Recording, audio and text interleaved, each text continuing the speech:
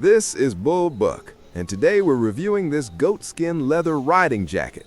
Let's see if it's just about style, or if it actually delivers where it matters.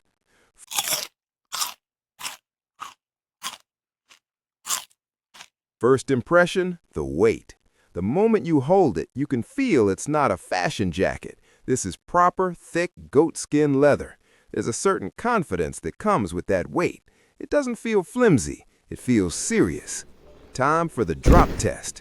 When I drop this jacket, listen carefully to the sound. That thud tells you something. It's dense, it's thick. That thickness is important because this jacket is meant for abrasion resistance. If you slide on the road, leather like this is what helps reduce tearing. But remember, this is not designed to absorb high impact like race-grade armored suits. This is for abrasion resistance, not for taking heavy crash impacts. Always pair it with proper riding armor. Now let's talk about the leather quality itself. Look closely at the texture. You can clearly see the natural pores. That's one of the best signs of genuine goatskin. It doesn't look artificially corrected or overly processed. When you run your fingers across it, it feels rich and slightly grainy, not plastic-like. That premium feel is what separates real leather from synthetic alternatives. Moving on to the stitching. This is where many jackets fail. But here, the stitching lines are straight and tight.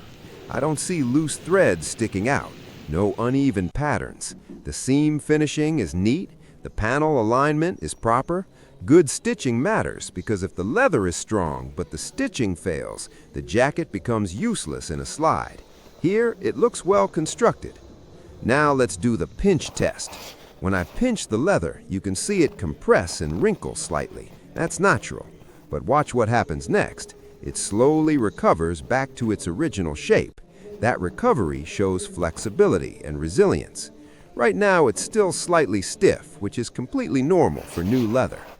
Coming to the zippers, they are non-branded, but they operate smoothly. I tried them multiple times. No snagging, no stiffness. The teeth align properly, and the pull tab feels solid in hand. For daily riding, that smooth function matters more than just a brand logo. Let's check the pockets. You get 5 pockets in total. 2 external hand pockets, additional chest storage, and inner compartments. For daily rides, this is pretty decent. Phone, wallet, keys, everything has its place. Now let's talk about the collar. The collar design is simple but elegant. When fully zipped, it covers the neck nicely without choking or irritating. Some jackets feel rough around the neck area during long rides, but this one sits comfortably. The stitching around the collar is clean, and the fold sits naturally without awkward stiffness. Inside the jacket, you get quilted rexine lining. That quilted interior adds warmth, which is great for early morning or late night rides. It traps heat well. If you open up all the zippers and allow airflow, it becomes manageable for city use. Of course, leather will always feel warm in peak summer, but this one balances insulation and breathability reasonably well. Another thing I noticed is the overall flexibility. Since it's new, it's still in the break-in period. Over time, goatskin leather will soften, adapt to body shape, and become even more comfortable. Right now, it feels structured, but that's expected. I'll make a full, long-term review once the break-in period is complete and share how it performs after regular rides.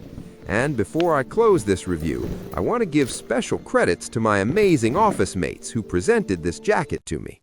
This isn't just riding gear, it's a memorable gift, and it means a lot. Thank you for the support and the love. Overall, this goatskin jacket delivers a premium look, solid build quality, decent utility, comfortable collar design, and good abrasion-focused construction. This is Bull Buck, testing gear the real way. Ride hard, ride smart, and always gear up before you throttle up.